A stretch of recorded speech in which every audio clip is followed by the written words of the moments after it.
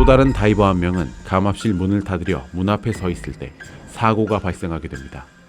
9기압의 감압실 내부 공기가 1기압인 외부로 뿜어져 나가는 과정에 휩쓸려 덜 닫힌 문틈으로 몸이 구겨지면서 뽑혀나갔죠.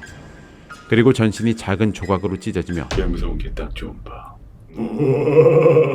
개 무서운 게 딱 좋은 밤 7화입니다. 럭키 세븐. 이제 이거 12화까지 하면은 뭘 해야 될지 존속의 여부를 또 결정해야 되기 때문에 다른 분들이 개 웃긴 게 딱 좋은 아침 이런 거 해달라고.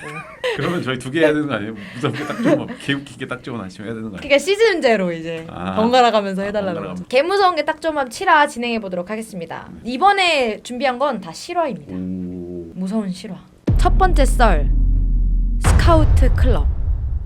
영상을 제작하는 게 취미인 한 남성이 있었습니다. 그는 영상 제작자이자 보이스카우트 클럽을 운영하는 평범한 사람이었는데요.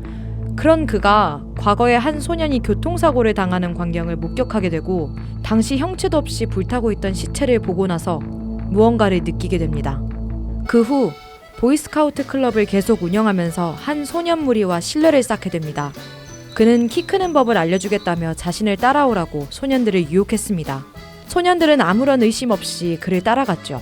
그리고 그때부터 그는 영상을 찍으며 소년들을 잔인하게 살해했습니다. 영상은 음성 없이 흑백과 컬러가 뒤섞인 7분 정도의 분량인데요.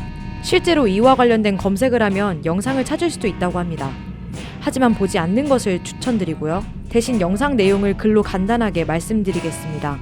처음에는 붉은 스카프를 두른 보이스카우트 소년들이 버스에서 내려서 숲속과 강 근처를 돌아다니는 모습을 보여줍니다. 그리고 영상에서 2분이 지날 때쯤 그가 소년들을 대상으로 살인하는 모습이 흑백 필름으로 전환되어 나오죠. 처음에는 왼쪽에 앉아있는 소년의 양쪽 팔, 다리, 목을 밧줄로 팽팽하게 묶어놓고 밧줄을 나무에 연결하여 고정시키더니 소년의 몸에 묶인 밧줄을 당겨 목을 조르기 시작합니다. 공중에 매달린 소년은 경련을 일으키더니 결국 사망하죠.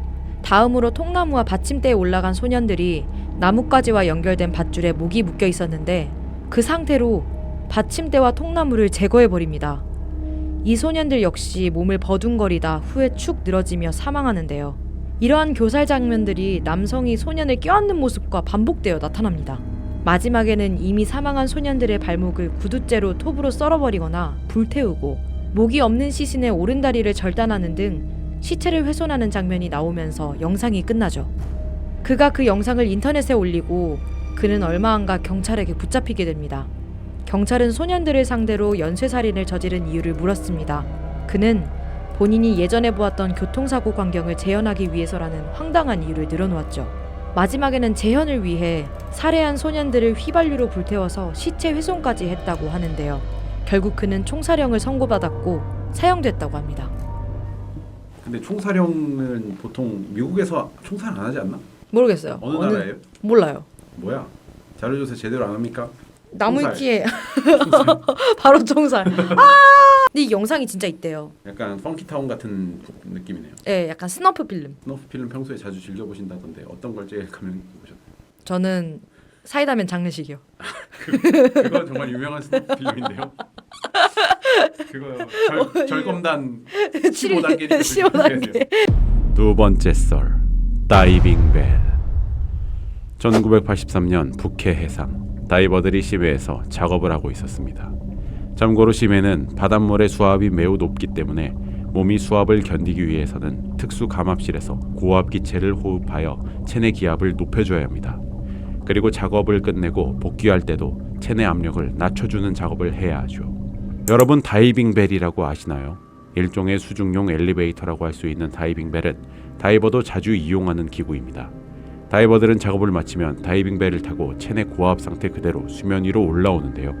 같은 압력에 맞춰진 감압실과 도킹을 한 뒤 다이버들은 같은 압력으로 맞춰진 감압실로 이동을 하고 감압실 문을 닫고 다이빙 벨의 클램프를 풀어서 다이빙 벨을 분리하는 작업을 거칩니다. 그리고 감압실 내부의 다이버들은 그곳에서 천천히 체내 압력을 다시 낮추는 작업을 하죠. 이렇게 다이빙 벨을 감압실에 도킹하고 관리하는 사람을 다이브 텐더라고 부르는데요. 정상적으로 진행되면 아무런 문제가 없었겠지만 하나의 실수가 발생하게 됩니다. 심해 작업을 마치고 올라온 잠수부들이 다이빙 벨을 타고 올라와 감압실에 들어가는 순간 감압실 문을 아직 닫지 않았는데 한 다이브 텐더의 실수로 다이빙 벨의 클램프를 풀어버린 것입니다. 감압실은 심해 작업 압력에 맞추어 구기압 상태였는데 바깥 공기의 기압은 1기압이었고 클램프가 풀리자 압력이 폭발적으로 배출되면서 다이버들과 다이브 텐더 모두 죽거나 크게 다치게 됐죠. 다이빙 벨의 극적인 압력차 때문에 폭발하듯 튕겨져 나갔고 2명의 다이브 텐더들이 충돌하게 됩니다. 한 명은 즉사했고 한 명은 중상을 입었죠. 또한 감압실 내부에 있던 다이버 3명도 저기압 상태에서 그대로 노출되어 폭발성 감압 현상을 겪게 됩니다. 시신에는 별다른 외상이 없었지만 급격한 저압에 노출되면서 모든 혈액이 끓어올라 순환이 멈추어 즉사했을 것으로 추정하고 있고요. 또 다른 다이버 한 명은 감압실 문을 닫으려 문 앞에 서 있을 때 사고가 발생하게 됩니다.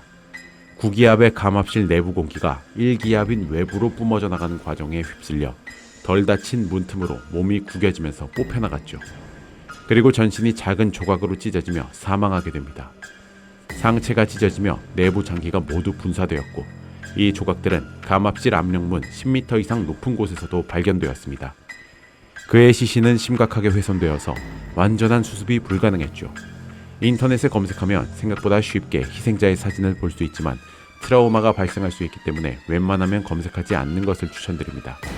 이 사고 이후 해주 시추 장치에 대한 안전 조치가 강화되었고 사고율은 크게 완화되었다고 합니다. 그리고 이 사건은 사람이 진공에 노출되었을 때 사람의 신체가 터지지 않는다는 것을 명확히 보여준 사례가 되었죠. 대박이죠. 대박이네요. 아무튼 오늘 이야기 여기까지입니다. 네. 오늘 이야기 무서우셨나요? 오늘 이야기 안 무서웠다고 하기만 해봐라. 오. 뭘 반응이 왜 이래? 나 뒤에 누구야? 어서 뒤를 돌아봐. 아니 돌아보지 마. 눈 마주치는 순간 끝이야.